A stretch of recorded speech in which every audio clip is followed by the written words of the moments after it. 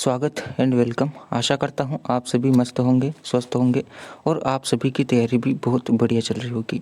इसी तैयारी को हम आज आगे बढ़ाते हुए आज के इस वीडियो लेक्चर में कवर करेंगे। इंडियन मॉडर्न हिस्ट्री से संबंधित यानी हम स्वतंत्रता आंदोलन पर संबंधित महत्वपूर्ण एमसीक्यू डिस्कस करेंगे जो लगभग सभी प्रतियोगी परीक्षाओं के लिए महत्वपूर्ण होंगे। ठीक है, शुरुआत करते हैं वीडियो की बिना देरी किए। चलिए दोस्तों, सबसे पहला क्वेश्चन आ जाता है 1857 का विद्रोह कहाँ से प्रारंभ हुआ था। दोस्तों, हम जब भी 1857 के विद्रोह की बात करते हैं तो हमारे दिमाग में सिर्फ एक ही बात आती है, यह विद्रोह जो शुरू हुआ था वह हुआ था मेरठ से। ठीक है दोस्त, याद रखिएगा, ऑप्शन नंबर सी हमारा करेक्ट हो जाएगा। ठीक है, आगे बढ़ते हैं। अगला क्वेश्चन आ जाता है 1857 के विद्रोह के समय भारत का गवर्नर जनरल कौन था। दोस्तों, उस समय जो भारत का गवर्नर जनरल था वह था हमारा लॉर्ड कैनिंग। ठीक है, याद रखिएगा, ऑप्शन सी सही हो जाएगा।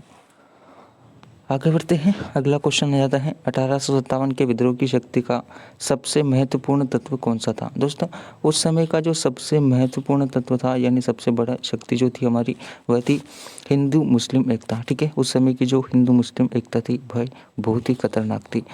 उसी से हम आज स्वतंत्र हो पाए हैं। तो उस समय की जो हिंदू मुस्लिम एकता थी वह एक महत्वपूर्ण तत्व था या फिर महत्वपूर्ण शक्ति थी हमारे पास। ऑप्शन डी करेक्ट हो जाएगा।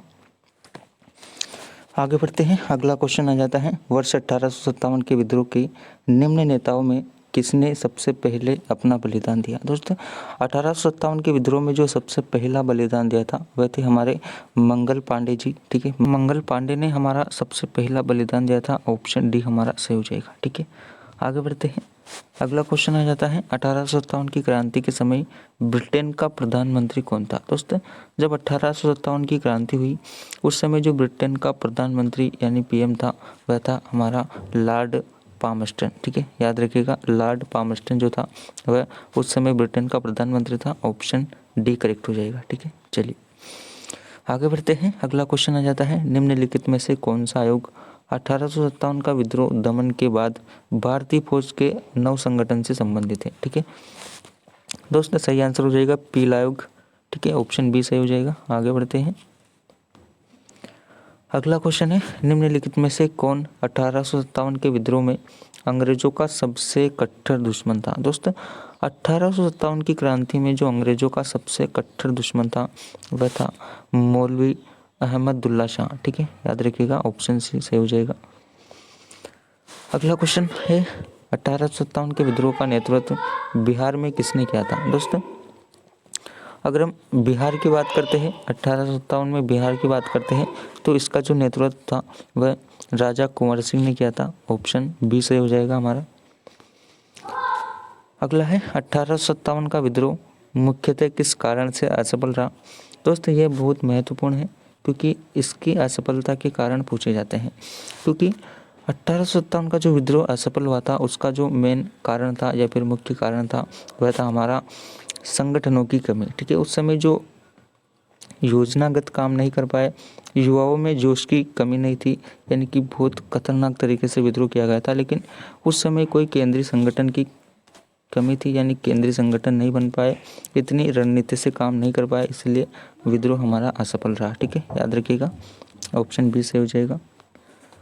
आगे बढ़ते अगला क्वेश्चन आ जाता है 1857 में किसने इलाहाबाद को आपातकालीन मुख्यालय बनाया था। दोस्तों, उस समय के जो जनरल थे उसने इलाहाबाद को आपातकालीन मुख्यालय बनाया था हमारे लॉर्ड कॉर्नवालिस। ठीक है, याद रखिएगा, ऑप्शन बी से हो जाएगा। अगला क्वेश्चन है भारत में प्रथम स्वतंत्रता संग्राम का मुख्य तत्कालीन कारण क्या थे। दोस्तों, 1857 का जो स्वतंत्रता संग्राम हुआ था उसका जो मुख्य तत्कालीन कारण था वह था हमारा अंग्रेजों द्वारा धर्म में हस्तक्षेप का संदेह।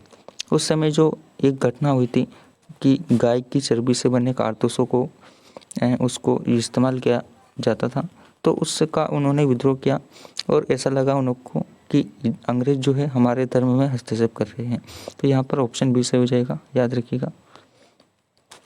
अगला प्रश्न आ जाता है दांडी यात्रा में गांधी जी ने कितनी दूर तय करके नमक कानून का विरोध किया था। दोस्तों, गांधी जी ने उस समय जो दांडी से साबरमती आश्रम से दांडी तक की जो दूरी तय की थी वह थी हमारी 385 किलोमीटर। ठीक है, याद रखिएगा, लगभग 385 किलोमीटर की दूरी तय करके गांधी जी ने नमक कानून का विरोध किया था। ठीक है, चलिए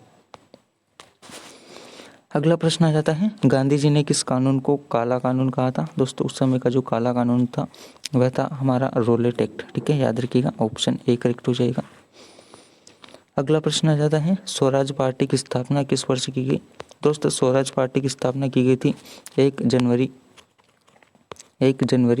1923 को। ठीक है दोस्त, 1923 को स्वराज पार्टी की स्थापना की गई। याद रखिएगा, ऑप्शन डी सही हो जाएगा। अगला प्रश्न है, वर्ष 1919 में पंजाब में हुए क्रूर अत्याचारों के विरोधास्वरूप ब्रिटिश सरकार से प्राप्त सर की उपाधि किसने लौटा दी थी? दोस्तों जो 1919 का जो अधिनियम आया था उससे प्रभावित होकर जो हमारे रविंद्रनाथ टैगोर थे उन्होंने सर की उपाधि लौटा दी थी। याद रखिएगा, ऑप्शन बी सही हो जाएगा। अगला क्वेश्चन है, जलियांवाला बाग के नरसंहार के समय भारत का वायसराय कौन था? दोस्तों याद रखिएगा, उस समय जो भारत का वायसराय था वह था लॉर्ड चेम्सफोर्ड। ठीक है, या ऑप्शन बी सही हो जाएगा। अच्छा ऑप्शन सी सही हो जाएगा। याद रखिएगा। यही अपना अगला क्वेश्चन आ जाता है, कौन सी पुस्तक जवाहरलाल नेहरू द्वारा लिखी गई है? दोस्तों जवाहरलाल नेहरू द्वारा लिखी गई पुस्तक है डिस्कवरी ऑफ इंडिया। ठीक है, याद रखिएगा, डिस्कवरी ऑफ इंडिया जो है हमारे भारत के प्रथम प्रधानमंत्री जवाहरलाल नेहरू द्वारा लिखी गई है। ठीक है, चलिए अगला प्रश्न है, चोरा चोरी नामक प्रसिद्ध स्थल कहाँ स्थित है? दोस्तों जो 1922 में एक घटना हुई थी चोरा चोरी कांड, जिसमें भारतीय लोगों ने जो क्या किया था, अंग्रेजों के जो सिपाही थे उनको एक पुलिस थाने में बंद कर जला दिया था। वह घटना हुई थी हमारे वर्तमान गोरखपुर में। ठीक है, याद रखिएगा, ऑप्शन ए करेक्ट हो जाएगा। अगला प्रश्न आ जाता है, भारत में जब क्रिप्स मिशन आया उस समय भारत का वायसराय कौन था? दोस्तों भारत में क्रिप्स मिशन के समय भारत का जो वायसराय था वह था लॉर्ड लिथगो। ठीक है, याद रखिएगा, ऑप्शन बी सही हो जाएगा। अगला प्रश्न आ जाता है, गांधी जी भारतीय राष्ट्रीय कांग्रेस के अध्यक्ष कितनी बार बने? केवल एक बार। याद रखना है, ऑप्शन ए।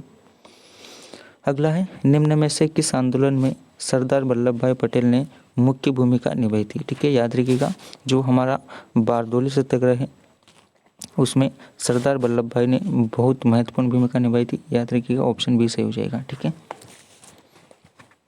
चलिए अगला प्रश्न आ जाता है, किसने सुझाव दिया था कि स्वतंत्रता प्राप्ति के बाद भारतीय राष्ट्रीय कांग्रेस को समाप्त कर दिया जाए? दोस्तों ये सुझाव दिया था भारत के जो महान नेता है राष्ट्रपिता महात्मा गांधी द्वारा यह सुझाव दिया गया था कि इसका जो मकसद है वह है स्वतंत्रता प्राप्ति, इसके बाद इसे समाप्त कर दिया जाए, लेकिन ऐसा नहीं हुआ। अगला प्रश्न है, फिनिक्स फार्म की स्थापना किसने की थी? दोस्तों ये थी गांधी जी ने की थी। याद रखिएगा। अगला प्रश्न है, निम्नलिखित में से किसने सभी तीनों गोलमेज सम्मेलनों में भाग लिया था? दोस्तों जो गोलमेज सम्मेलन हुए थे उसमें तीनों सम्मेलन हुए थे, उनमें उसमें एक ऐसे व्यक्ति थे जिन्होंने इन तीनों सम्मेलन में भाग लिया था, वह थे हमारे डॉक्टर बी.आर. अम्बेडकर। ठीक है, याद रखना है, ऑप्शन बी सही हो जाएगा। अगला प्रश्न है, वे राष्ट्रीय नेता कौन थे जो 1925 में सेंट्रल लेजिस्लेटिव असेंबली के अध्यक्ष निर्वाचित हुए थे? ठीक है, याद रखना है, विट्ठल भाई पटेल थे। ऑप्शन डी सही हो जाएगा। आशा करता हूँ आज का ये वीडियो आपको ज़रूर पसंद आया होगा। अगर अच्छा लगे तो वीडियो को लाइक कर देना, शेयर कर देना एवं चैनल को सब्सक्राइब कर देना। ठीक है, मिलते हैं अगली क्लास में। Take care.